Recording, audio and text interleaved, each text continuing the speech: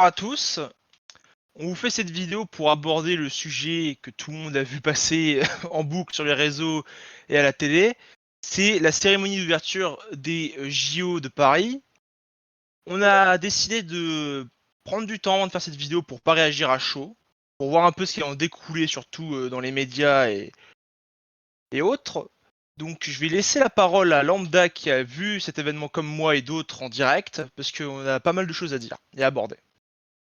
Bon, première chose, on voit sortir depuis 24-48 heures une excuse à 2 balles qui serait que ce n'est pas la scène, c'est-à-dire le dernier repas des apôtres avec le Christ, qui aurait été caricaturé ou singé lors de cette cérémonie, mais un tableau du XVIIe siècle, je crois, avec des sujets de religion antique. Le problème, c'est que c'est une excuse à 2 balles parce que le tableau en question est lui-même considéré par les experts comme une caricature de la scène et que d'autre part, dans un tweet qui a été retiré depuis, d'une manière très officielle, notre chaîne nationale de télévision avait dit que c'était une des marques de la scène, une caricature de la scène qui avait été reproduite. Alors il est évident que d'abord, c'est une insulte à au moins 2 des 3 religions du livre, directe, à savoir les différentes religions chrétiennes et la religion musulmane, puisque pour les musulmans, même si Jésus n'est pas Dieu, il est un prophète. Et ça a suscité d'énormes réactions dans le monde, et ça va très loin dans ces réactions, parce que même l'actuel roi d'Angleterre et des Royaumes-Unis protestent. Et ils protestent non seulement en tant que roi d'Angleterre et du Royaume-Uni, mais parce qu'il est aussi le chef de l'église anglicane, qui est une église chrétienne. Donc il y a un immense rejet de cette histoire. Mais sur le fond de la question, et c'est ça qui est très important, il y a toute la question de qu'est-ce que c'est qu'une vraie laïcité, qui est normalement exigée d'ailleurs par le règlement olympique, et qu'est-ce qu'on a à tirer de cette pantomime abominable qu'on a été obligé de subir. Autrefois, même chez les athées, il y avait une chose qui existait et qui s'appelait l'athéisme conséquentialiste. Qu'est-ce que ça veut dire? Ça veut dire que le bien et le mal étaient définis par l'impact sur l'intérêt général et l'intérêt des personnes des actes des uns et des autres. Et on est passé de cette conception qui forçait le respect des autres, qu'on soit d'accord ou pas avec eux sur le plan des croyances, à une conception qui n'est pas de l'athéisme, mais qui est une nouvelle religion sataniste dans son principe. Je dis bien sataniste parce que ça fait appel à tous les clichés de ceux qui se prétendent être satanistes.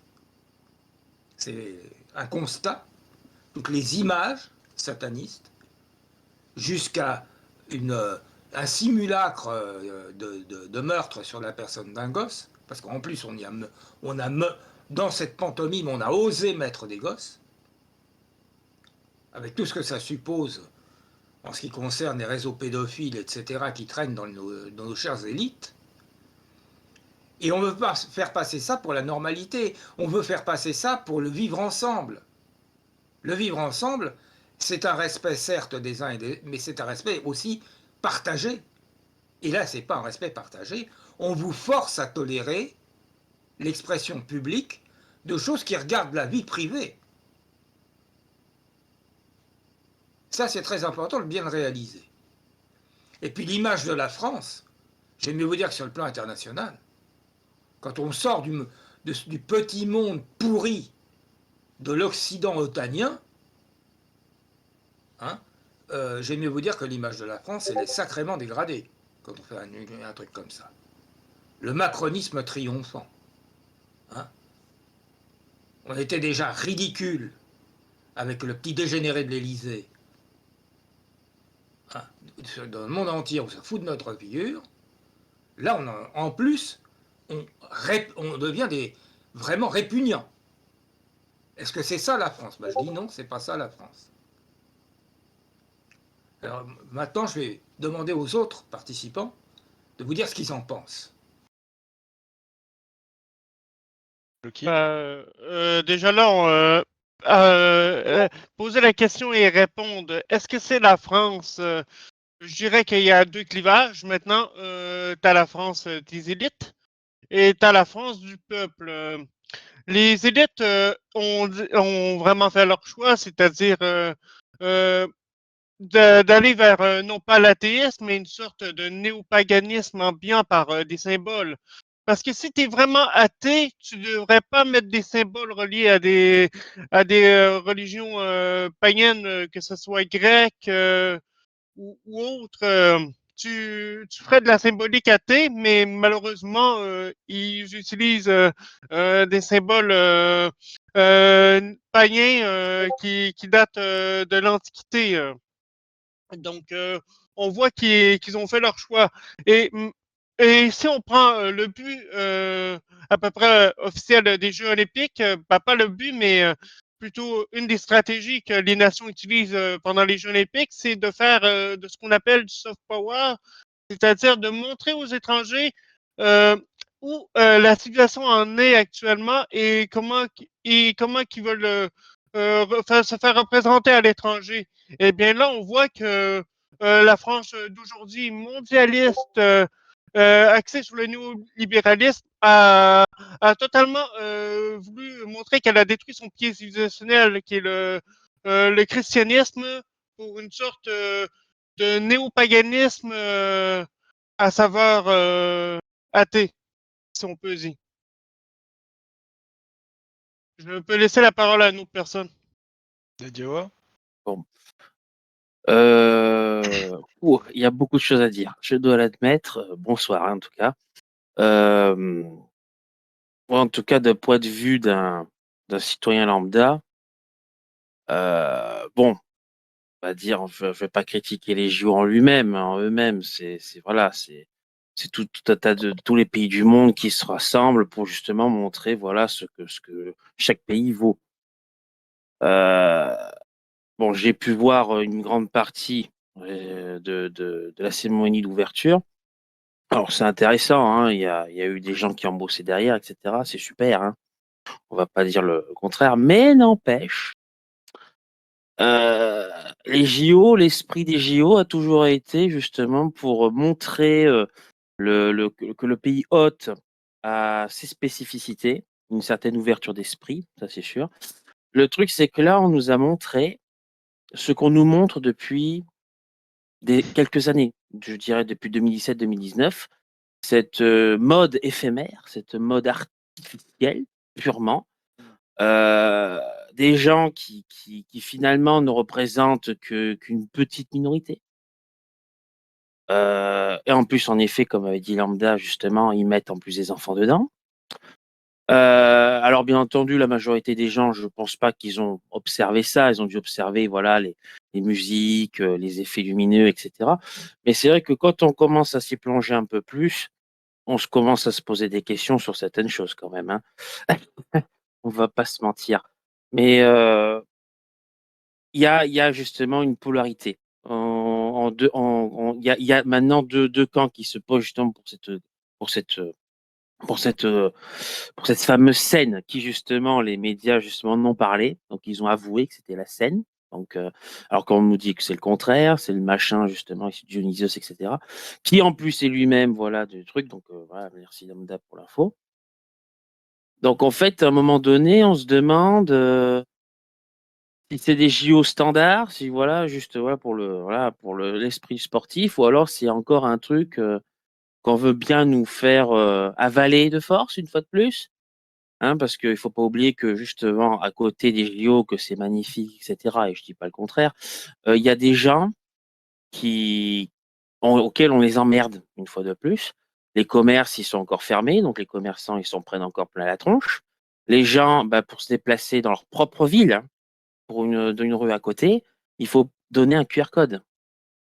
Donc, en fait, ils sont en train de nous refourguer un recyclage débile de ce bon vieux Covid. Et apparemment, je sais pas, d'après ce qu'ils veulent faire en coulisses, hélas, bien entendu, comme toujours, ils voudraient garder ça après les JO. Alors, je sais pas pour vous, mais quand même, ça donne envie, non? Enfin.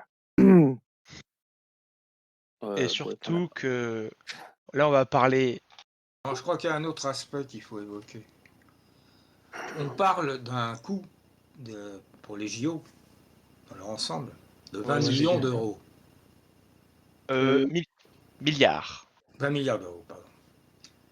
Le coût de la cérémonie, tu peux nous préciser qu'est-ce qu'il représente là-dedans? 11 milliards d'euros, juste pour la cérémonie d'ouverture. Autrement dit, la cérémonie d'ouverture, qui est loin d'être consensuelle, comme on l'a souligné, parce qu'il faut quand même se rappeler que la plupart des gens ne sont pas des satanistes, même s'ils sont athées, ils ne sont pas obligatoirement d'accord pour qu'on crache sur les croyants, etc. Alors qu'on nous parle d'une mise sous tutelle prochaine de la France au nom des intérêts des grandes banques et de la BCE, hein, ça fait combien cette petite plaisanterie d'hôpitaux, de facs, de lycées, de services publics en général? Point d'interrogation. Hein, je n'ai pas fait le calcul, je n'ai pas tous les éléments pour. Mais enfin, ça fait un sacré paquet. Je voudrais revenir tout de même un petit peu sur ce que dit Dadi Awa sur les JO. Moi, ça fait très longtemps que le vieux con que je suis observe quand même les choses. Et plus ça va déjà dans un premier temps, plus les JO sont devenus une immense foire à la publicité et aux sponsors. Ça n'a plus rien à voir avec l'esprit sportif ou quoi que ce soit d'autre. Et comme par hasard, le Comité international olympique a toujours été de plus en plus favorable à ce genre d'évolution. Et ça va de pair en fait avec l'évolution vers le capitalisme financiarisé et mondialisé de l'Occident Made in America, qui est l'espace de domination dans lequel on se trouve maintenant. On est devenu une colonie maintenant. Aujourd'hui, ce qu'on voit, c'est le triomphe maintenant de leur saloperie d'idéologie qui vise à, en fait, du moment que ça rapporte, peu importe que ce soit dégueulasse, peu importe que ça porte atteinte aux droits de la personne humaine, du moment que ça rapporte, tout est bon, il faut tout normaliser. Voilà. Et je pense que cet aspect-là, il faut le souligner, et que ça n'est jamais qu'une façon de faire accepter cette démarche, que cette cérémonie grandiose sur le plan du fric, pas si admirable que ça, à mon avis, sur le plan artistique, parce que moi, voir se trémousser excusez-moi du mot, mais des travelots, personnellement, ça ne m'enthousiasme pas. Aussi, c'est une préparation pour diviser la population encore plus pour leur agenda, parce que en ce moment, ils sont en train de diviser la population entre les croyants et les non-croyants sur cette question. Donc, en plus, les JO se vantent d'avoir un objectif de remettre de la stabilité dans le pays, mais là, ils font totalement l'inverse. Donc, on voit qu'ils cherchent à faire quelque chose, à faire une sorte de démarcation, non seulement au niveau de ce que je disais tantôt, de comment les élites pensent le monde et comment que la population voit le monde. Ouais, c'est le bon vieux diviser pour régner. Nouvelle application de la chose. Effectivement, je pense que Dadiawa aussi a eu raison de souligner qu'on met en place de prétendues mesures de sécurité absolument pas ciblées, ce qui d'un point de vue technique est complètement idiot. Au lieu de surveiller les gens qu'on a besoin. D'ailleurs, vous ne faites pas d'illusions. Hein. Les vrais dangers que représentent un certain nombre d'extrémistes religieux, par exemple, Ces gens-là sont connus et fichés depuis longtemps. Le problème, c'est qu'on s'en occupe pas et qu'on laisse faire. Que dis-je, on laisse faire? Parfois, comme on dit dans les services secrets, on instrumentalise. Hein. Ça, par exemple, un bel attentat, ça permet de faire passer des lois de liberticide qui ne seraient pas passées dans la population autrement. C'est pas nouveau, ça vient pas de sortir et c'est pas du complotisme. Je tiens à le préciser tout de suite. Ça s'est déjà vu. Hein. Bon. Les trucs sous faux drapeau, c'est pas nouveau, hein, l'incendie du Reichstag. Bon. D'ailleurs, je tenais à dire une chose. On a remarqué. C'est que quand il y a eu un coup de gueule de nombreux croyants, que ce soit musulmans, juifs, chrétiens, qui ont dit que c'était scandaleux de tout le temps pousser le bouchon encore plus loin. Allez, là c'est même plus du blasphème, là on est à des années-lumière de ça. On a remarqué, enfin j'ai remarqué après les autres, je vous demanderai après, mais que ce soit sur Twitter ou autre, les gens de gauche, on va dire entre guillemets, ils sont attachés à tout ce qui est laïcité, etc. Vous êtes d'accord avec moi sur ce point-là? Sauf que j'ai remarqué que dès que les chrétiens, dès que les croyants en général ont commencé à se plaindre, alors il y a eu des attaques, déjà d'une des insultes. Oh les chrétiens vous faites chier, vos paniques morales à deux cons, la laïcité on fait ce qu'on veut. Alors déjà d'une non, la laïcité c'est pas tu fais ce que tu veux, hein. Il y a quand même une grosse part de respect de base. T'attaques pas quelqu'un parce qu'il est chrétien ou juif, hein, ça ne se fait pas. Ou sinon ce n'est pas une laïcité, hein, excusez-moi. Hein. Ça c'est quand même extrêmement drôle. La gauche qui prône la laïcité, hein, entre guillemets, est en train de se foutre à dos, déjà que c'était déjà le cas avant, des millions de croyants, peu importe, hein, musulmans, juifs, chrétiens ou autres, elle se fout à dos des croyants, hein, en disant ah ouais, mais on a le droit de taper sur les chrétiens, ci ou ça. Non, c'est pas une laïcité ça, pour moi c'est pas laïcité, c'est stupidité. Il y a une chose que là-dessus, historiquement parlant, Oui. on parle beaucoup de la période de 1905, donc la période où il y a eu séparation de l'Église et de l'État sous la Troisième République, séparation effective. Même les blagues et les attaques qui étaient dirigées contre c'était dirigé contre la prêtrise, contre les églises, pas contre les croyants. Ça, c'est une chose déjà à remarquer. Contre l'institution. Et le coup du blasphème, bah, c'est vrai qu'il y a eu des blagues, il y en a eu en France, c'était courant, hein, les plaisanteries douteuses, mais c'était pas quelque chose qui était fait par l'État, au nom de l'État, au nom de la nation.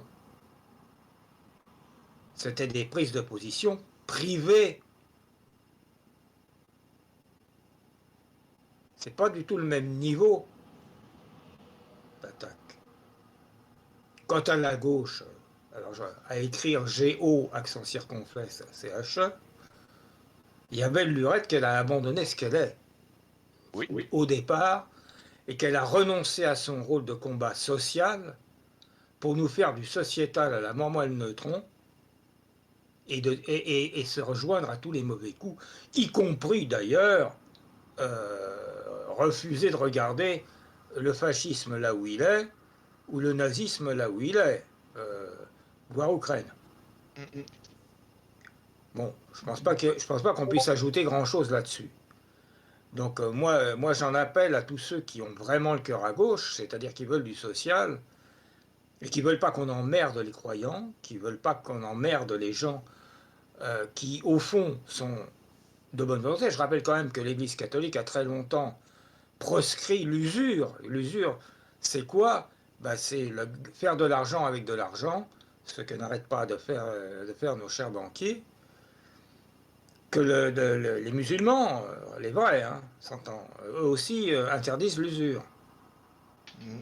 Hein, le prêt à intérêt est interdit. Bon. Faudrait peut-être aussi que ces gens ils se posent la question et qui viennent rejoindre ceux qui croient au bien commun, même si certains d'entre nous l'appellent plus facilement intérêt général que bien commun, bien commun étant l'appellation que les catholiques donnaient à ça de toute éternité, et de voir qu'il y a de vraies convergences, contrairement avec la fausse gauche, qui elle converge sans vergogne avec les pires fascistes et les pires salopards pédophiles. Vous nous direz ce que vous en pensez dans les commentaires, bien évidemment. On va conclure. On vous remercie d'avoir regardé la vidéo. Et je laisse les autres vous dire à la prochaine et à bientôt. À bientôt tous. À bientôt. À la prochaine, en effet.